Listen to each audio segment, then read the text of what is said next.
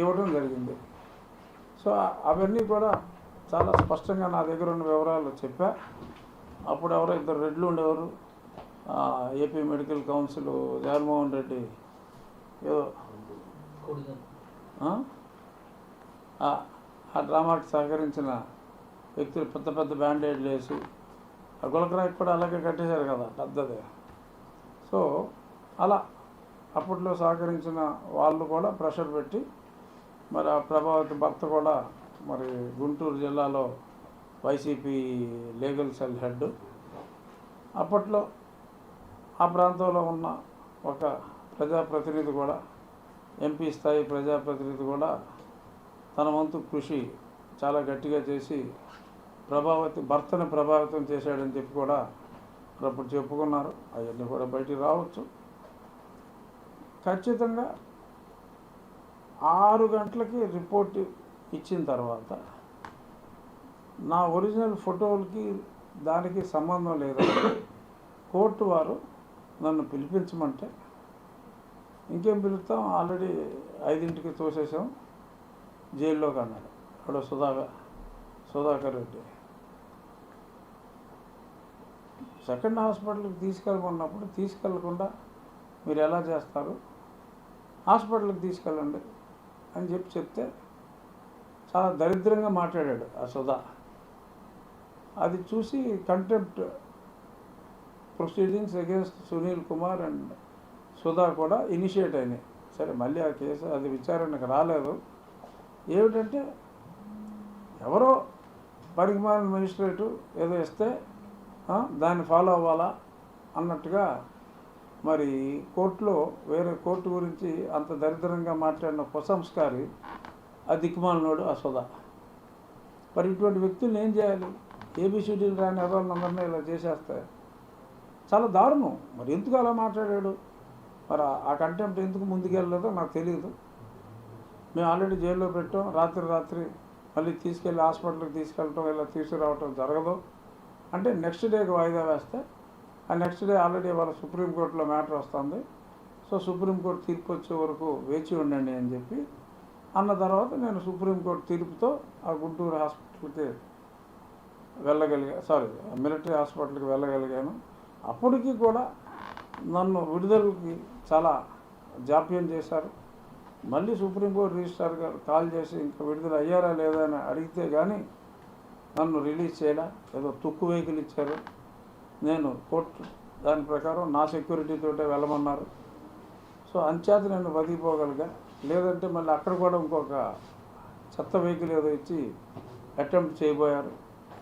ఏదైనా అన్ని రకాలుగా ఆ వెంకటేశ్వర స్వామి దయతో మళ్ళీ అక్కడ నన్ను మిలిటరీ హాస్పిటల్లో కూడా మళ్ళీ తిరిగి అరెస్ట్ చేయాలనుకున్నారు. నన్ను అకంపెనీ చేసిన ఎస్ఐ అక్కడే ఉంచి ఎక్స్ట్రా పోలీసులను పెట్టి మళ్ళీ ఎవరో ఇక్కడ ఆఫీసర్ని, ఇంకెక్కడో గుట్ట మీద ఉన్న ఆఫీసర్ని మరి వాళ్ళు మాట్లాడుకుని నన్ను వెంటనే రిలీజ్ చేసిన వెంటనే అరెస్ట్ చేయడానికి మళ్ళీ వేరే వ్యక్తిని కూడా అక్కడ పెట్టారు. ఆ ఏఆర్ఎస్ఐతో మాట్లాడినా సరే మళ్ళీ అరెస్ట్ చేయడానికి అతన్ని అక్కడే పెట్టారన్న సంగతి అతను కూడా చెప్తాడు. ఎంత వెంజెన్స్గా ఇప్పుడు ఎలా మాట్లాడుకుంటున్నాం అలాగే మాట్లాడుకున్నాం. అప్పుడు అక్కడ జరుగుతున్న అన్యాయాన్ని చెప్పాం. నేను రాజద్రోహం చేసి నా ప్రభుత్వాన్ని కూలుస్తున్నాడు అన్నారు. 175 నాయే అని అతనే చెప్తాడు. అప్పుడు చెప్పాడు. మరి నేను ప్రభుత్వాన్ని కొడుతున్నటువంటి నా మీద కేసు ఏంటి? A2 TV5 A3 ABN లేకపోతే ఏదో మొత్తం మీద నాతో పాటు కోఎక్యూజ్డ్గా మరి ఆ 2 మీడియా సంస్థల్ని, అందులో పనిచేసే వాళ్ళందరినీ కూడా మరి అన్యాయంగా పెట్టడం జరిగింది. సో ఫైనల్గా ఏదైతే వాళ్ళు నన్ను చంపి సాగిద్దాం అనుకున్నారు, చంపలేదు. ఇప్పుడు తిరిగి అదే నేరం మీద ఇప్పుడు చర్యలు మొదలని ఖచ్చితంగా ఇదే వేగంతో ముందుకెళ్ళి దోషులు శిక్షించబడతారు అని. ఒక రిటైర్డ్ ఏఎస్పీని పట్టుకోవడానికి ఎన్ని రోజులు సమయం పడతాయి? ప్రధాన సూత్రధారుడు వారికి ఆదేశాలు ఇచ్చిన వారిని పట్టుకోవడానికి ఎన్ని రోజులు పడుతుంది సార్? అంటే నీ ప్రశ్న సమంజసమే, కానీ ఇతను ఇప్పుడు చెప్పబోయేది ఆల్రెడీ అదర్ ఇన్ఫర్మేషన్ కూడా కొరిలేట్ చేసుకున్నారు. సో కాబట్టి నా ఉద్దేశం ఎక్కువ సమయం ఇంత ముందులాగా పట్టకపోవచ్చు. మరి ఇతని కస్టడీ అయిన తర్వాత మరి ఖచ్చితంగా సునీల్ కుమార్ అనే వ్యక్తిని ఖచ్చితంగా పిలిచి విచారించాలి. చేసిందంతా మెయిన్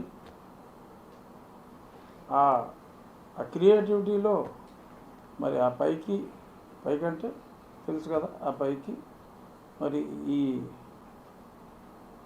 విజయపాల్కి మధ్యన సారథి వారధి కూడా సునీల్ కుమారే.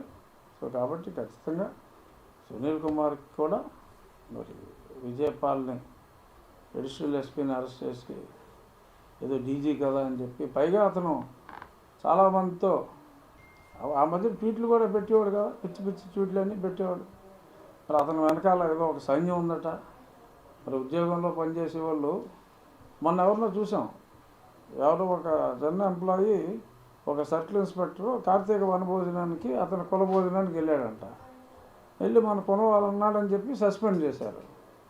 మరి ఇతను కొన్ని వందల మీటింగులు పెట్టాడు, కులం మీటింగులు, అతను మతం మీటింగులో ఇలాగా బ్రిటిష్ వాడు మనకి చదువు ఇచ్చాడు, గుడి ఇచ్చాడు, అది ఇచ్చాడు, ఇది ఇచ్చాడు అని చెప్పి ఎన్నో ఉపన్యాసాలు మరి మాట్లాడాడు. మనంతా ఒక కులం అని చెప్పి ఒక కులం గురించి ప్రతిసారి ఏదో కార్తీక భోజనాల్లో మాట్లాడితేనే ఎంతో యాక్షన్ తీసుకున్నారు. మరి అదే పనిగా వారానికి ఒక మీటింగ్ వేసి మొత్తం జనాలను అందరినీ కూడగట్టి రాజకీయ నాయకులను కూడా ఇదిగో నా వెనకాల ఇంత సైన్యం ఉందండి, అందుకని మీరు నన్ను వాడుకోండి అని చెప్పి ప్రలోభ పెడుతున్నట్టుగా కూడా అందరికీ తెలుసు. సో ఇలాగా మరి అతను లేని సైన్యాన్ని ఎవడో ఉంటాడు, 4-5 ట్వీట్లు పెట్టేవాడు. గతంలో ఎప్పుడో నేను ఇతను ఏదో అన్నానంట, ఆయన ఎవరికో మనోభావాలు దెబ్బతిని ఎస్సీ కేసు పెట్టాడు నా మీద. అసలు బుద్ధి ఉండాలి. నేను సునీల్ కుమార్ చేసిన తప్పుని చెప్పా, దానికి ఎవరితో మనోభావం దెబ్బతిందంట. సరే అది మధ్యలోకి వేసాడు అవతల వ్యక్తి, దాన్ని ఎఫ్ఐఆర్ కట్టారు. ఎందుకంటే ఎఫ్ఐఆర్ కడితే రివార్డు 10,000 రివార్డు. మరి ఎందుకనో ఇలాంటి అవకతవకలు చాలా జరిగినాయి. ఒక సిఐ మీద మరి ఒక కార్తీక భోజనానికి వెళ్ళి మరి టంగ్ స్లిప్ అయ్యాడా మరి ఏమయ్యాడో, మరి అతనికే సస్పెన్షన్ విధించినప్పుడు మరి ఇన్ని వందల సార్లు మాట్లాడినందుకు no political party should entertain this kind of character అనేది ఇవాళ నేను ఓపెన్గా బోల్డ్గా చెప్తున్నా. That party might be any other party. ఇవాళ రాజకీయాల్లో ఉన్న ఏ పార్టీ అయినా కావచ్చు. ఇటువంటి క్రిమినల్ మెంటాలిటీ ఉన్నవాళ్ళు చెప్పే మాటలు, మాయ మాటలు దయచేసి నమ్మవద్దు. This is my open appeal. ఒక దెబ్బతిన్న వ్యక్తిగా చెప్తున్నా. He has violated all the rules. నేను ఎన్నోసార్లు హోమ్ మినిస్ట్రీ కంప్లైంట్ ఇచ్చా. ఇవన్నీ అప్పుడు మీతో కూడా షేర్ చేశా.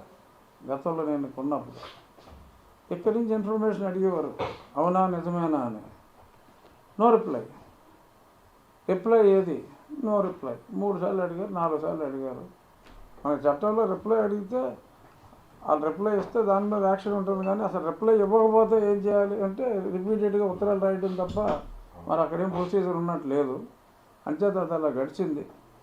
ఇప్పుడు కొత్తగా ఆంధ్రప్రదేశ్లో మరి నూతన ప్రభుత్వం ఏర్పడిన తర్వాత చర్యలు తీసుకోవటం ప్రారంభించారు. ఒక అధికారి అయ్యుండి మరి కుల సమావేశంలో మన కులం అని చెప్పి మాట్లాడటం కరెక్ట్ కాదు అని చెప్పి మరి చర్యలు తీసుకున్నారు. కాబట్టి ఇతని మీద కూడా, సునీల్ కుమార్ మీద కూడా ఈ సందర్భంగా చర్యలు తీసుకోవాలని చెప్పి డిమాండ్ చేస్తాం. నిన్న హోంమంత్రి అమిత్ షా గారిని ఏమీ లేదు, మర్యాదపూర్వకంగా అమిత్ షా గారిని ఎన్డీఏ అభ్యర్థిగా నన్ను ఉపసభాపతిగా ఎంపిక చేశారు కాబట్టి మరి భారతీయ జనతా పార్టీలో ఒక పెద్ద నాయకుడిగా, అలాగే వాళ్ళ రాజ్నాథ్ సింగ్ గారిని కూడా కలుస్తున్నాను.